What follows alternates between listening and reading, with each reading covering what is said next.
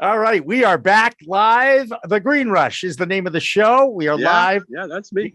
That's your, and yes, yes, the legend, the myth, Tommy Chong has. No, go ahead. Go ahead.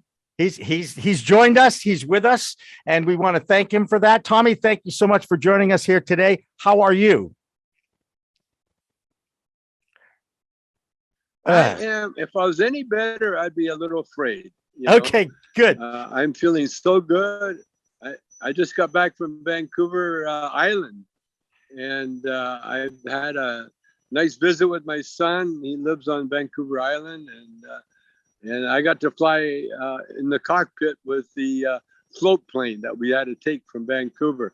It's so remote, you can only get there by float plane or hours of driving on a dirt road or a boat, and you don't want to do that. It's pretty tough. I'm having a good time. I understand that is absolutely one of the most beautiful places on earth, Vancouver, BC, correct? It is. Well, Vancouver and Vancouver Island. It's incredible. I've been all over the world, and I've never been to this part of Vancouver Island. And for the first time, and oh my God, it's so beautiful. It's so untouched. It's the kind of place where humans are beside the point. I mean, they're tolerated barely. I get you. Hey, there's another guy in the Zoom room with us. His name's Vladimir Batista. He's got a company called Happy Monkey out of New York City. And he said he's never met you, but he wants to invite you to his next party. Can he at least, can you say hello to Vladimir? Vladimir, ¿cómo está? How are you doing, Vladimir? It's an honor and a pleasure to meet you, Tommy. Like I said, I know. Response. Is he the strong, silent type? No, he's talking. Go ahead. We have a lot of mutual friends, Tommy, and like I was telling them, we're over here in New York, got a big movement and, do a lot of events and a lot of things. But like you are one of the people that inspired us, You have been an advocate and been a revolutionary in this industry before it was cool to do so for so many years. And I just want to thank you for everything you've done for the industry, for the culture, and the community. Honor and a pleasure to meet you. And if you want to come to any of my events, I know you got the red carpet everywhere you go, Tommy, but I'll have the green carpet waiting for you. I'd rather have the green substance or the green product. Yeah. Yeah, that's what you can, that makes my visit really nice. The goodie bag. Yeah, I live for the goodie bag. And I'll tell you, I'll give you you're from New York. Go ahead, Vlad. Yes. I'm born and raised in New York, and we have like one of the biggest movements over here. We're part of the reason why I went legal here, Tommy. And we were just talking about that we just for the first time in history took over the Van Gogh immersive experience this Wednesday, sold it out, and turned it into a smoke session while everybody was looking at Van Gogh. And it would be an honor to have you there at our next one. And everybody that came got a goodie bag with some green goodies in them. I'm a collector. I think I'm going to be on that show, Hoarders, because I got everything, man. I keep everything. I kept every fan mail I got while I was in prison. I got a big, huge crate of fan mail because they were so touching, and it meant so much to me when I was in prison, because every time mail call came, in fact, I never went to mail call because they called my name so many times it was embarrassing.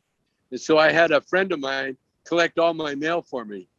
And because the lady would just call out the name, and instead of getting a bunch of them together and saying, okay, Chong, these are for you, she would do one at a time. Chong, Chong, Chong, Chong. It sounded like a Chinese auction house, Good. Now, Kurt, I know you've talked to Tommy a few times. I'm going to let you take over a little bit here. And keep in mind, there is definitely a little bit of delay between our audio and him. After all, it's going about 3,000 miles from one coast to the other. You know how that works. Yeah, Tommy, good to talk to you again. A quick question. Not a lot of people probably know you're Canadian born, so you've seen legalization in your home-born country. You're a natural US citizen watching legalization. What do you think of the two countries and where the US is at right now for full legalization? What's your opinion compared to Canada? Well, Canada, the typical Canadian, they jumped the gun, of course. They want to be the first. But in jumping the gun, they tried to control it like they did the alcohol business. The alcohol up in Canada for many, many, many years, just till recently, you could only buy booze from the government. You had to go to a government-controlled the liquor board. That's what it was called. And as a result, there were so many bootleggers, that would go to the government, stock up, and then sell booze to everybody at their leisure, out the back door and in Chinatown. Now, with the legalization, they're kind of going about it in that sort of weird fashion. Like a lot of the stock market up in Canada, they really jumped the gun, and now a lot of them are going bankrupt. They can't, they took all the money from the investors, but they had nothing to show for it. And except, it was a scam for a lot of them. Now that's Canopy, and that's what's the other one? I forget. Oh, Aurora.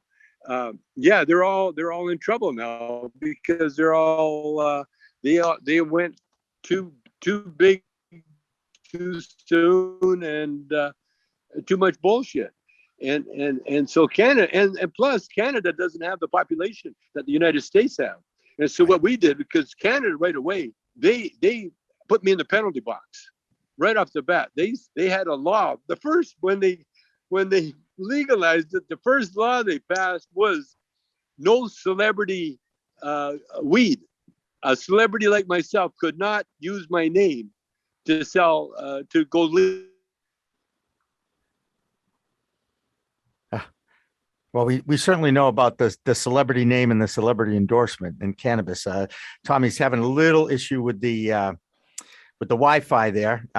He's now muted, so we need to unmute Tommy in order to hear him again. We were getting okay. Bits and pieces. There we go. He's back. Well, it's 3,000 miles. So anyway, bottom line is United States will probably very shortly legalize it federally.